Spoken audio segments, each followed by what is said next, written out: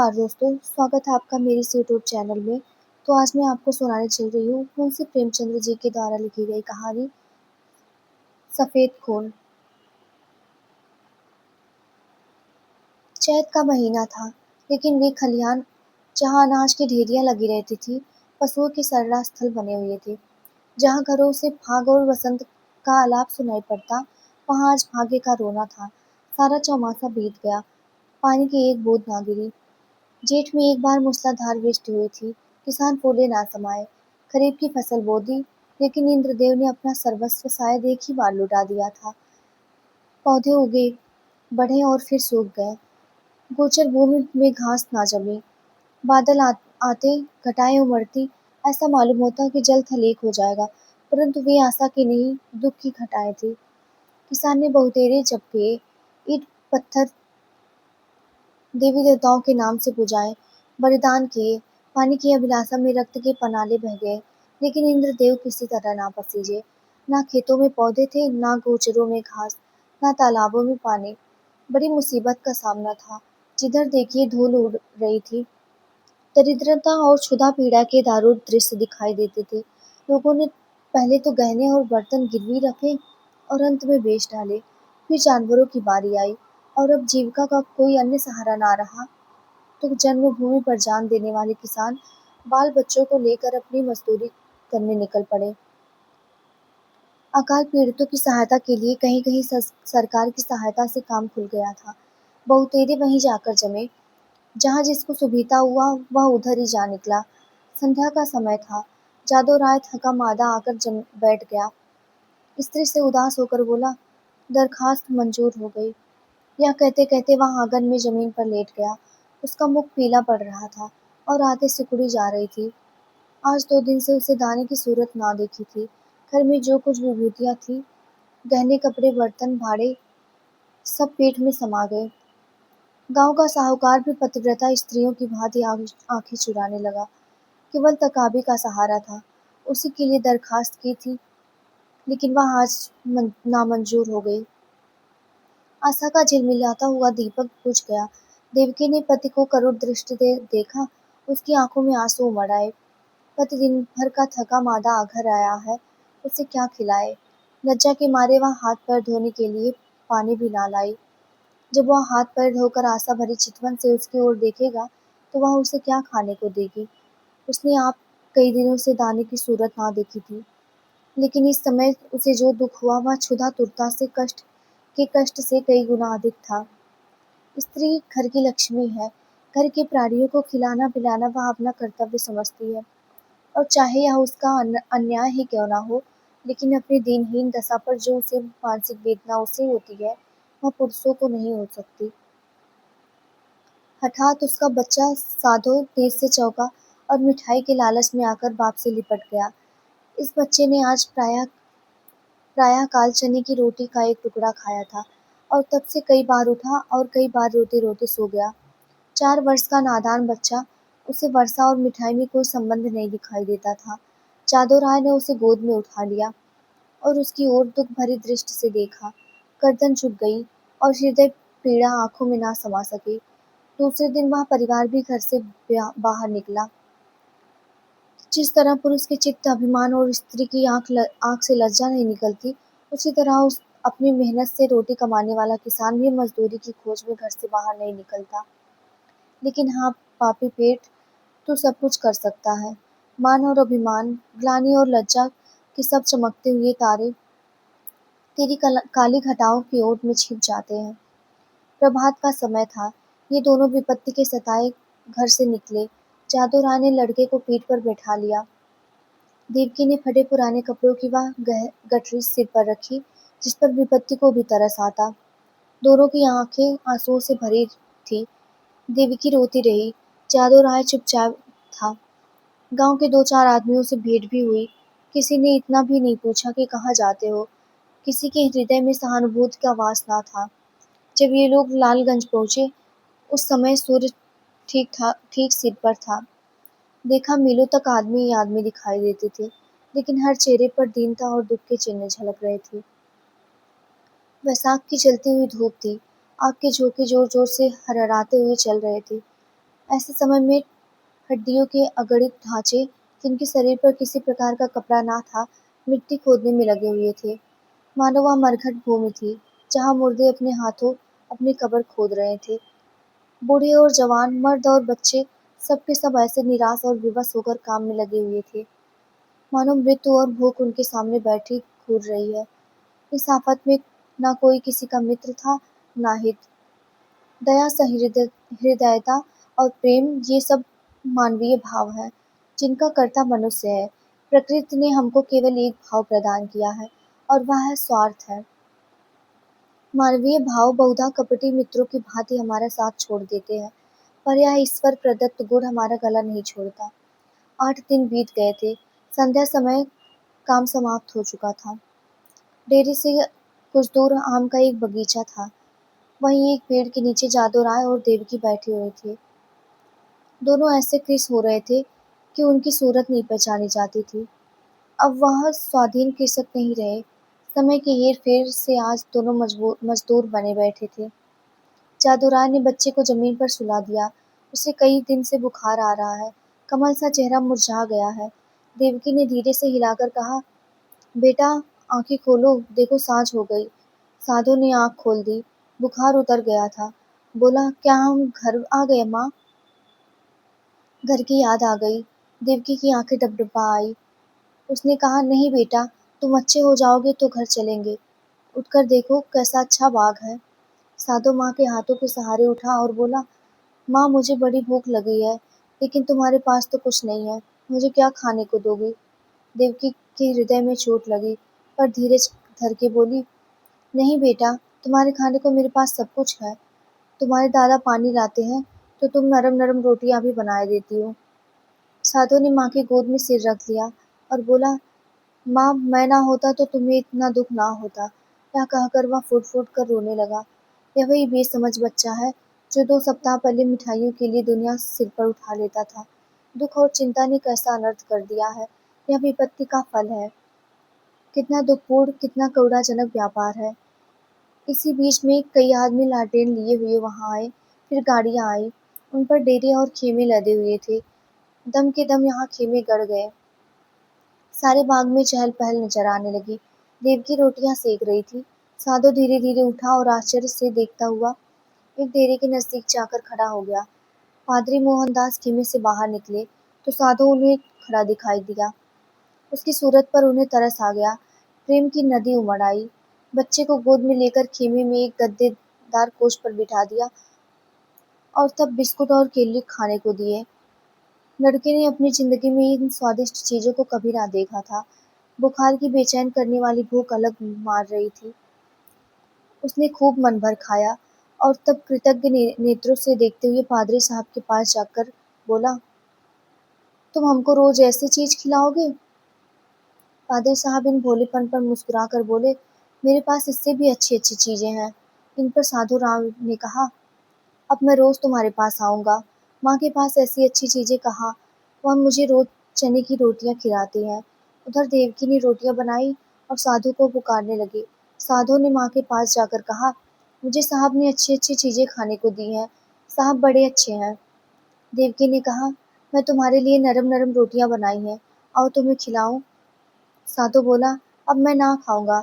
साहब कहते थे कि मैं रोज तुम्हें अच्छी अच्छी चीजें खिलाऊंगा। मैं अब उनके साथ रहा करूंगा। माँ ने समझा कि लड़का हंसी कर रहा है। उसे छाती से लगाकर बोली, क्यों बेटा, हमको भूल जाओगे? देखो मैं तुम्हें कितना प्यार करती हूँ। साधु तुतला कर बोला, तुम तो मुझे रोज चने की रोटियां दिया करती हो। तुम्हारे पास तो कुछ नहीं है। साहब मुझे केले और आम खिलाएंगे। यह कहकर वह फिर खेमे की ओर भागा और रात को वहीं सो रहा। पादरी मोहनदास का पड़ाव वहां 3 दिन रहा। साधु दिन भर उन्हीं के पास रहता। साहब ने उसे मीठी दवाइयाँ दी। उसका बुखार जाता रहा। वह भोले भाले किसान यह देखकर साहब को आशीर्वाद देने लगे। लड़का चंगा हो गया और आराम से है। साहब को अब परमात्मा सुखी रखे। उन्होंने बच्चे की जान रख ली। चौथे दिन रात को वहां से पादरी साहब ने कूच किया। सुबह को जब देवकी उठी तो साधु का यहाँ पता ना था। उसने समझा कहीं टपके ढूंढने गया होगा, किंतु थोड़ी देर देखकर उसने जादू राय से कहा, लल्लू यहाँ नहीं है। उसने भी यही कहा, कहीं टपके ढूंढता होगा। लेकिन जब सूरज निकल आया और काम पर चलने का वक्त हुआ, तब जादू राय को कुछ संशय हुआ। उसने कहा, तुम यहीं बैठी रहना, मैं उसे अभी ले आता हूँ। जादू ने आसपास के सब बागों को छान डाला और अंत में 10 बज गए तो निराश लौट आया। साधु ना मिला। यह देखकर उसकी दाढ़ें मारकर रोने लगा। फिर दोनों अपने लाल की तलाश में निकले। अनेक विचार चित्त में आने जाने लगे। देवकी को पूरा विश्वास था कि साहब ने उसे कोई मंत्र डालकर उसे अपने वश में कर लिया। लेकिन जादू को इस कल्पना के मान लेने में कुछ संदेह था। बच्चा इतनी दूर अनजान रास्ते पर अकेले नहीं जा सकता। फिर भी दोनों गाड़ी के पहिए और घोड़े की टापों के निशान देखते चले जाते थे। यहाँ तक कि एक सड़क पर आ पहुंचे। वहाँ गाड़ी के बहुत निशान थे। उस विशेष लीक की पहचान ना हो सकती थी। घोड़े के टाप भी एक झाड़ी की तरफ जाकर गायब हो गए। आशा का सहारा टूट गया। दोपहर हो गई थी। दोनों धूप के मारे बेचैन और निराशा से पागल हो रहे थे। वहीं एक वृक्ष की छाया में बैठ गए। देवकी विलाप करने लगी। जादू राय ने उसे समझाना शुरू किया। जब जरा धूप की तेजी कम हुई तो दोनों फिर आगे चले। किंतु अब आशा की जगह निराशा साथ थी। घोड़े की टापों के साथ उम्मीद का धुंधला निशान गायब हो गया था। शाम हो गई। इधर उधर गायों बैलों के झुंड निर्जीव से दिखाई पड़ते थे। यह दोनों दुखिया हिम्मत हारकर एक पेड़ के नीचे टिक रहे। उसी वृक्ष पर मैंने एक जोड़ा बसेरा लिए हुए था। उसका नन्हा सा शावक आज भी शिकारी के चंगुल में फंसा था। दोनों दिन भर उसे खोजे खोजते फिरते इस समय निराशा होकर बैठ गए। देवकी और जादू को अभी तक आशा की झलक दिखाई देती थी, इसीलिए वे बेचैन थे। 3 दिन तक ये दोनों अपने खोए हुए लाल की तलाश करते रहे। दाने से पेट नहीं, प्यास से बेचैन होते, 2-4 पानी गले के नीचे उतार लेते। आशा की जगह निराशा का सहारा था। दुख और करुणा के सिवा कोई वस्तु नहीं। किसी बच्चे के पैर के निशान देखते तो उनके दिलों में आशा और भय की लहरें उठने लगती थी। लेकिन प्रत्येक पग उन्हें अभीष्ट स्थान से दूर ले जाता था। इस घटना को हुए 14 दिन बीत गए। इन 14 दिन में सारी काया पलट गई। चारों ओर रामराज्य दिखाई देने लगा। इंद्रदेव ने कभी उस पर इस तरह अपनी निर्दयता ना दिखाई और ना जमीन ने भी। उमड़ी हुई नदियों की तरह अनाज से ढेकियां भरी चली। उजड़े हुए गांव बस गए। मजदूर किसान बन बैठे और किसान जायदाद का की तलाश में दौड़ने लगे। वही चैत के दिन थे। खलिहानों में अनाज के पहाड़ खड़े थे। भाट और भिखमंगे किसानों की बढ़ती के तरागे गा रहे थे। सुनारे के दरवाजे पर सारे दिन और आधी रात तक ग्राहकों का जमघट लगा रहता था। दर्जी को सिर उठाने की फुर्सत ना थी। इधर उधर दरवाजों पर घोड़े ही निन्हा रहे थे। देवी के पुजारियों को अजीर्ण हो रहा था। जादू राय के दिन भी फिरे। घर की छप्पर की जगह खपरेल हो गया। दरवाजे पर अच्छी बैलगाड़ी की जोड़ी बंधी थी। वह अब अपनी बहाली पर सवार होकर बाजार जाया करता था। उसका बदन अब उतना सुडौल नहीं है। पेट पर इस सुदशा का विशेष प्रभाव पड़ा है और बाल भी सफेद हो चले हैं। देवकी भी गिन देवकी की गिनती भी गांव की बूढ़ी औरतों में होने लगी है। व्यवहारिक बातों में उसकी बड़ी पूछ हुआ करती है। जब वह किसी पड़ोसिन के घर जाती है तो वहाँ की बहुएं भय के मारे थरथराने लगती हैं।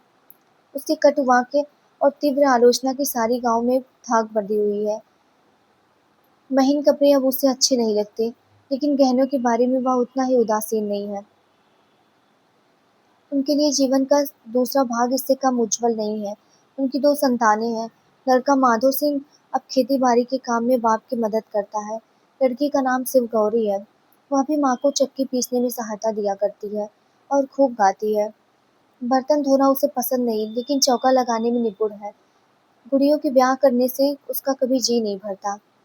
आए दिन गुड़ियों के विवाह होते रहते हैं। हाँ, उसमें किफ़ायत का पूरा ध्यान रहता है। खोई हुई साधु की याद अभी बाकी है। उसकी चर्चा नित्य हुआ करती है और कभी बिना रुलाए नहीं रहती।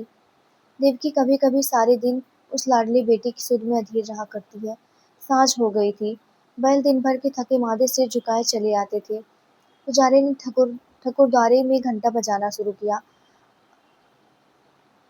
आजकल फसल के दिन है, रोज पूजा होती है। जादू राय खाट पर बैठे नारियल पी रहे थे। शिवगौरी रास्ते में खड़े उन बैलों को कोस रही थी, जो उनके भूमिस्थ विशाल भवन का निरादर करते उसे रौंदते चले जाते थे।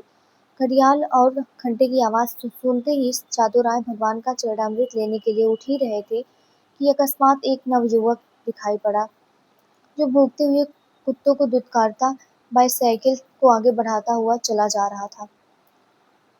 उसने उनके चरणों पर अपना सिर रख दिया। जादू राय ने गौर से देखा और तब दोनों एक दूसरे से लिपट गए। माधव भौचक होकर बाईसाइकिल को देखने लगे। शिव गौरी रोती हुई घर में भागी और देवकी से बोली, दादा को साहब ने पकड़ लिया है। देवकी घबराई हुई थी और बाहर आई। साधु उसे देखते ही उसके पैरों पर गिर पड़ा। देवकी से छाती से लगाकर रोने लगी। गांव के मर्द, औरतें और बच्चे सब जमा हो गए। मेला सा लग गया। साधु ने अपने माता पिता से कहा, मुझ अभागे से जो भी अपराध हुआ हो उसे क्षमा कीजिए। मैंने अपनी नादानी में से स्वयं बहुत कुछ कष्ट उठाए और आप लोगों को भी दुख दिया, लेकिन अब मुझे अपनी गोद में लीजिए। देवकी ने रोकर कहा, जब हमको छोड़कर भागे थे तो हम लोग तुम्हें 3 दिन तक बिना दाना पानी के ढूंढते रहे, पर जब निराश हो गए तब अपने भाग्य को रोकर बैठे रहे। तब से आज तक कोई ऐसा दिन ना गया जिस जिस दिन तुम्हारी सुधि ना आई हो। रोते रोते एक युग बीत गया। अब तुमने खबर ली है। बताओ बेटा, उस दिन तुम कैसे भागे और कहाँ जाकर रहे? साधु ने लज्जित होकर उत्तर दिया, माता जी अपना हाल क्या कहूँ। मैं पहर रात रहे आपके पास से उठकर भागा। पादरी साहब के पड़ाव का पता सामही को पूछ लिया था। बस पूछता हुआ उनके पास दोपहर को पहुंच गया। साहब ने मुझे पहले समझाया कि अपने घर लौट जाओ, लेकिन जब मैं किसी तरह ना राजी हुआ तो उन्होंने मुझे पूना भेज दिया। मेरी तरह वहाँ कई सैकड़ों लड़के थे। वहाँ बिस्कुट और नारंगियों का भला क्या जिक्र। जब मुझे आप लोगों की याद आती, मैं अक्सर रोया करता, मगर बचपन भी उम्र थी। धीरे धीरे उन्हीं लोगों से ही मिल गया। हाँ, जब से होश हुआ है, अपना और पराया समझने लगा हूँ। तब से अपनी नादानी पर हाथ मलता रहा हूँ। रात दिन आप लोगों की रट ही लगी रहती है। आज आप लोगों के आशीर्वाद से यह शुभ दिन देखने को मिला। दूसरों में बहुत दिन काटे, बहुत दिन तक अनाथ रहा। अब मुझे अपनी सेवा में रखिए, मुझे अपनी गोद में लीजिए। मैं प्रेम का भूखा हूँ। परसों से मुझे जो सौभाग्य नहीं मिला वह अब दीजिए। गांव के बहुत से बुढ़े जमा थे। उनमें से जगत सिंह बोले, तो क्यों बेटा, तुम इतने दिनों तक पादरियों के साथ रहे? उन्होंने तुमको भी पादरी बना लिया होगा। साधु ने सिर झुकाकर कहा, जी हाँ, यह तो उनका दस्तूर है। जगत सिंह ने जादू राय की तरफ देखकर कहा, यह बड़ी कठिन बात है। साधु बोला, बिरादरी मुझे जो प्रायश्चित बतलाएगी मैं उसे करूँगा। मुझसे जो कुछ बिरादरी का अपराध हुआ है, नादानी से हुआ है, लेकिन मैं उसका दंड भोगने के लिए तैयार हूँ। जगत सिंह ने फिर जादू राय की तरफ कनखियों से देखा और गंभीरता से बोले, हिंदू धर्म में ऐसा कभी नहीं हुआ है। यो तुम्हारे माँ बाप तुम्हें अपने घर में रख ले, तुम उनके लड़के हो, मगर बिरादरी कभी इस काम में शरीक ना होगी। बोलो जादू राय, क्या कहते हो? कुछ तुम्हारे मन की भी तो सुन ले। जादू राय बड़ी दुविधा में था। और एक और तो अपने प्यारे बेटे की प्रीति थी, दूसरी ओर बिरादरी का भय मारे डालता था। जिस लड़के लिए रोते रोते आंखें फूट गई, आज वही सामने खड़ा, आंखों में आंसू भरे कहता है, पिताजी मुझे अपनी गोद में लीजिए। और मैं पत्थर की तरह अचल खड़ा हूँ। शोक इन निर्दयी भाइयों को किस तरह समझाऊं? क्या करूं, क्या ना करूं? लेकिन माँ की ममता उमड़ आई। देवकी से ना रहा गया। उसने अधीर होकर कहा, मैं अपने घर में रखूंगी और कलेजे से लगाऊंगी। इतने दिनों के बाद मैंने उसे पाया है, अब उसे नहीं छोड़ सकती। जगत सिंह रुष्ट होकर बोले, चाहे बिरादरी छूटी क्यों ना जाए? देवकी ने भी गर्म होकर जवाब दिया, हाँ, चाहे बिरादरी छूट जाए। लड़के वालों के लिए आदमी बिरादरी की आड़ पकड़ता है। जब लड़का ना रहा तो बिरादरी किस काम आएगी? इस पर कई ठाकुर लाल लाल आंखें निकाल कर बोले, ठकुराइन ठकुराइन बिरादरी की तो खूब मर्यादा करती हो। लड़का चाहे किसी रास्ते पर जाए, लेकिन बिरादरी चू तक ना करे। ऐसी बिरादरी कहीं होगी? हम साफ साफ कह देते हैं कि अगर यह लड़का तुम्हारे घर में रहा तो बिरादरी भी बता देगी कि वह क्या कर सकती है। जगत सिंह कभी कभी जादू राय से रुपए उधार लिया करते थे। मधुर स्वर में बोले, भाभी, बिरादरी यहाँ थोड़ी कहती है कि तुम लड़के को घर से निकाल दो। लड़का इतने दिनों के बाद घर आया है, तो हमारे सिर आंखों पर रहे। बस जरा खाने पीने और छूट छाट का बना रहना चाहिए।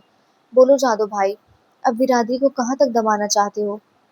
जादू राय ने साधु की तरफ करुणा भरे नेत्रों से देखकर कहा, बेटा, जहाँ तुमने हमारे साथ इतना सलूक किया, वहाँ जगत भाई की इतनी कहा और मान लो। साधु ने कुछ तीसरे शब्दों में कहा, क्या मान लो? या कि अपने में गैर बनकर रहूं, अपमान सहूं, मिट्टी का घड़ा भी मेरे छूने से अशुद्ध हो जाए? ना, यह किया मेरा ना होगा। इतनी निर्लज्ज नहीं। जादू राय को पुत्र की यह कठोरता अप्रिय मालूम हुई। वे चाहते थे कि इस वक्त बिरादरी के लोग जमा हैं, उनके सामने किसी तरह समझौता हो जाए। फिर कौन देखता है कि हम उसे किस तरह रखते हैं। चिढ़कर बोले, इतनी बात तो तुम्हें माननी ही पड़ेगी। साधु राय इस रहस्य को ना समझ सका। बाप की इस बात में उसे निष्ठुरता की झलक दिखाई पड़ी। बोला, मैं आपका लड़का हूँ, आपकी लड़की की तरह रहूंगा। आपकी भक्ति और प्रेम की प्रेरणा मुझे यहाँ तक लाई है। मैं अपने घर में रहने आया हूँ। अगर यह नहीं है तो इसके सिवा मेरे लिए इसके और कोई उपाय नहीं है। जितनी जल्दी हो सके यहाँ से भाग जाओ। जिसका खून सफेद है उनके बीच में रहना व्यर्थ है। देवकी ने रोकर कहा, लल्लू, मैं अब तुम्हें नहीं जाने दूंगी। साधु की आंखें भर आई, पर मुस्कुराकर बोला, मैं तो तुम्हारी थाली में खाऊंगा। देवकी ने उसे ममता और प्रेम की दृष्टि से देखकर कहा, मैं तो तुझे अब छाती का दूध पिलाया है। तू मेरी थाली में खाएगा तो क्या? मेरा बेटा ही तो है, कोई और तो नहीं हो गया। साधु इन बातों को सुनकर मतवाला हो गया। उसमें कितना स्नेह, कितना अपनापन था। बोला, माँ, आया आया तो इसी इरादे से था कि अब नहीं जाऊंगा, लेकिन बिरादरी ने मेरे कारण यदि तुम्हें जाति-च्युत कर दिया तो मुझसे ना रहा जाएगा। मुझसे इन गँवारों का कोरा अभिमान ना देखा जाएगा। इसलिए इस वक्त मुझे जाने दो। जब मुझे अवसर मिला करेगा तो तुम्हें देख जाया करूंगा। तुम्हारा प्रेम मेरे चित्त से नहीं जा सकता, लेकिन यह असंभव है कि मैं इस घर में रहूं, अलग खाना खाऊं, अलग बैठूं। इसके लिए मुझे क्षमा करना। देवकी घर में से पानी लाई। साधु मुंह हाथ धोने लगा। शिव गौरी ने माँ का इशारा पाया तो डरते डरते साधु के पास गई। साधु को आदर पूर्वक दंडवत की। साधु ने पहले उन दोनों को आश्चर्य से देखा, फिर अपनी माँ को मुस्कुराते देख समझ गया। दोनों लड़कों को छाती से लगा लिया। तीनों भाई बहन प्रेम में हंसने खेलने लगे। माँ खड़ी यह दृश्य देखती रही और उमंग से फूली ना समाती थी। जलपान करके साधु ने बाइसाइकिल संभाली और माँ बाप के सामने सिर झुकाकर खड़ा हो गया। साधु अब चलने के लिए तैयार हो गया था, वहीं जहाँ से तंग होकर आया था, उसी क्षेत्र में जहाँ अब कोई अपना ना था। देवकी फूट-फूट कर रो रही थी और जादू राय आँखों में आंसू भरे, हृदय में एक ऐंठन सी अनुभव करता हुआ सोचता था, हाय मेरे लाल, तू मुझे अलग हुआ जाता है। ऐसा योग्य और होनहार लड़का हाथ से निकल जाता है, और केवल इसलिए कि अब हमारा खून सफ़ेद हो गया है। आशा करती हूँ आप लोगों को पसंद आई होगी। तो मेरे चैनल को लाइक, शेयर और सब्सक्राइब ज़रूर करिएगा, और आगे की कहानियों के लिए मेरे साथ जुड़े रहिएगा। धन्यवाद सा आप सभी को।